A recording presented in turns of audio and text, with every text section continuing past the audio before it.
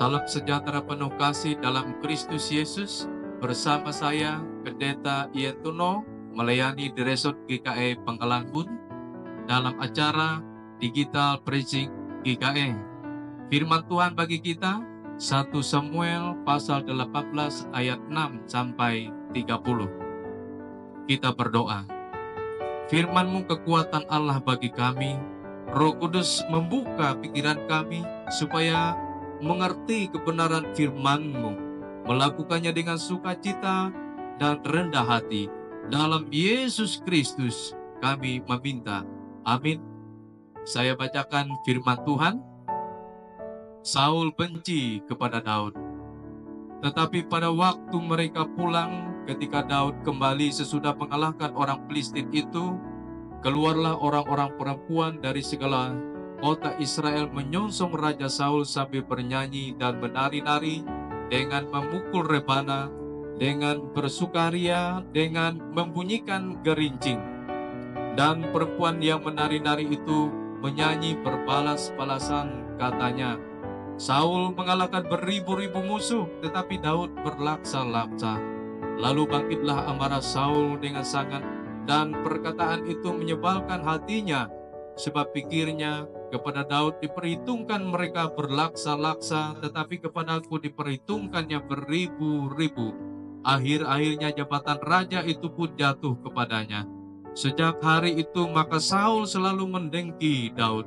Keesokan harinya roh jahat yang daripada Allah itu berkuasa atas Saul, sehingga ia kerasukan di tengah-tengah rumah, sedang Daud main kecapi seperti sehari-hari. Adapun Saul ada tombak di tangannya. Saul melemparkan tombak itu karena pikirnya, baiklah aku menancapkan Daud ke dinding. Tetapi Daud mengelaknya sampai 2 kali. Saul menjadi takut kepada Daud karena Tuhan menyertai Daud, sedang daripada Saul ia telah undur. Sebab itu Saul menjauhkan Daud dari dekatnya dan mengangkat dia menjadi kepala pasukan 1000, sehingga ia berada di depan dalam segala gerakan tentara. Daud berhasil di segala perjalanannya sebab Tuhan menyertai dia. Ketika dilihat Saul bahwa Daud sangat berhasil, makin takutlah ia kepadanya. Tetapi seluruh orang Israel dan orang Yehuda mengasihi Daud karena ia memimpin segala gerakan mereka. Berkatalah Saul kepada Daud, ini dia anakku perempuan yang tertua, Merab. Dia akan kuberikan kepadamu menjadi istrimu. Hanya jadilah bagiku seorang yang gagah perkasa dan lakukanlah perang Tuhan. Sebab pikir Saul, janganlah tanganku memukul dia, tetapi biarlah ia dipukul oleh tangan orang Filistin. Tetapi Daud berkata kepada Saul, siapakah aku dan siapakah sanak saudaraku, kaum ayahku di antara orang Israel, sehingga aku menjadi menantu raja? Tetapi ketika tiba waktunya untuk memberikan Merab, anak Saul itu kepada Daud, maka anak perempuan itu diberikan kepada Adriel, anak Mehola, menjadi istrinya. Tetapi Mikal, anak perempuan Saul, jatuh cinta kepada Daud.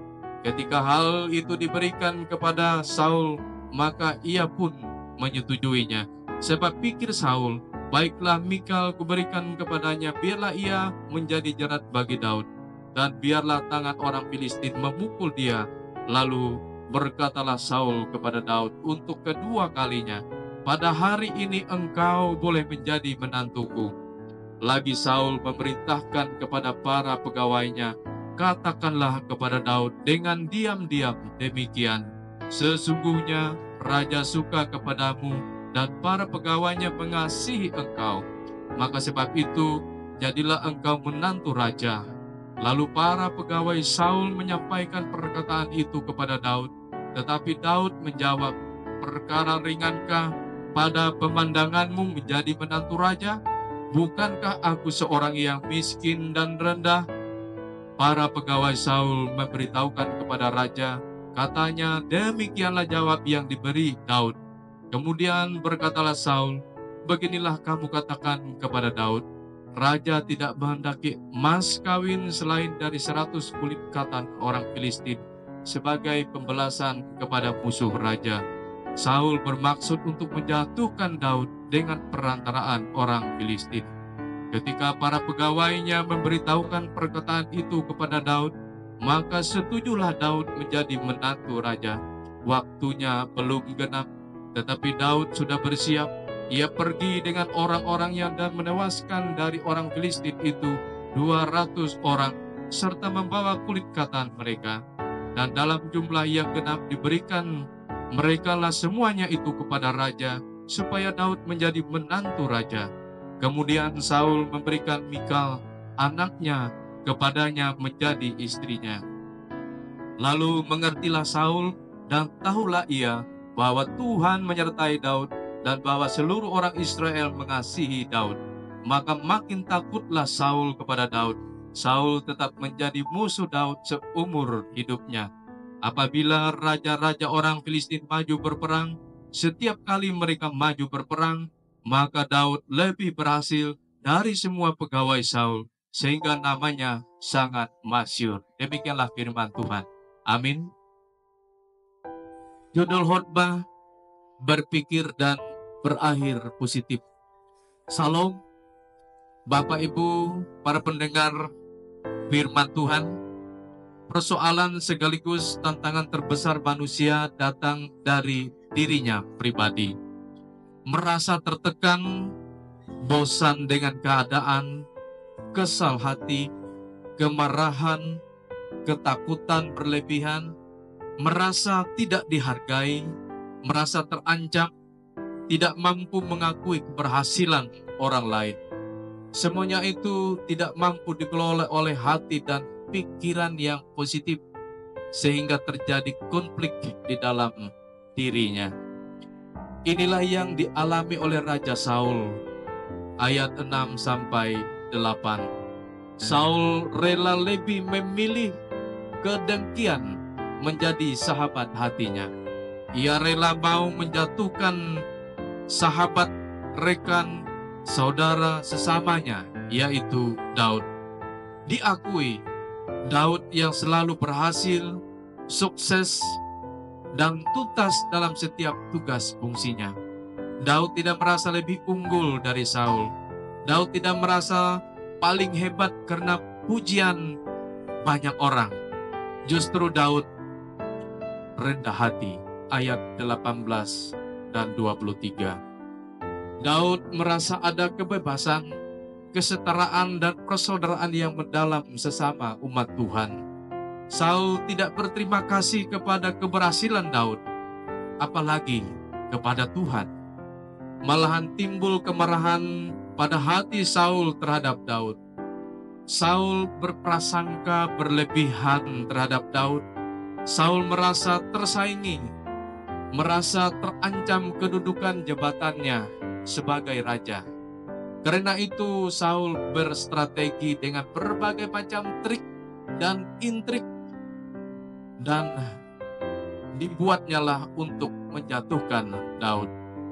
Sikap Saul lain di hati, lain di perkataan, lain di perbuatan, dan lain di karakternya. Bapak, Ibu, Saudara pendengar firman Tuhan, persoalan yang dialami Saul seringkali terjadi di kalangan umat manusia modern. Hidup duniawi sekarang ini, kita sangat perlu berpikir positif dan harus ada tren positif yang perlu untuk dikembangkan. Cenderungkan hidup kita mencintai kebenaran Tuhan, bukan diri kita pribadi. Hiduplah tahu untuk berterima kasih. Sukailah berdamai dengan diri sendiri. Berani rendah hati dan dapat mengekang diri sendiri. Ekstrim berfokus menempatkan Tuhan sebagai yang berkuasa. Bersikap menuruti Allah bukan hawa nafsu. Hidup yang berhasil dan yang diberkati oleh Tuhan, karena sudah melewati proses yang telah ditentukan oleh Tuhan. Kolose pasal 3 ayat 17 berkata, "Dan segala sesuatu yang kamu lakukan dengan perkataan atau perbuatan, lakukanlah semuanya itu dalam nama Tuhan Yesus, sambil mengucap syukur oleh Dia kepada Allah Bapa kita. Bapak Ibu mendengar firman Tuhan, hidup ini berlomba untuk mengucap syukur dengan menabur kebaikan dari Tuhan. Pun jika kita berhasil meningkatkan kualitas diri, adalah untuk bekerja dan berfungsi melayani Tuhan. Teman, sahabat, rekan kerja adalah mitra yang disediakan untuk saling melengkapi dan saling memotivasi diri. Pikiran positif kita bahwa orang lain lebih unggul, lebih berhasil, bukan sebagai ancaman, apalagi menjatuhkan. Berbuat positif sebagai satu kemampuan untuk menerima orang lain dalam keunggulan dan keberhasilan mereka adalah kedewasaan diri dari setiap orang percaya kepada Kristus. Kiranya Tuhan Yesus menyertai kita. Amin. Kita berdoa. Bapa di sorga, kuasa-Mu berkenan selalu membimbing kami di dunia ini dan selamanya. Haleluya. Amin.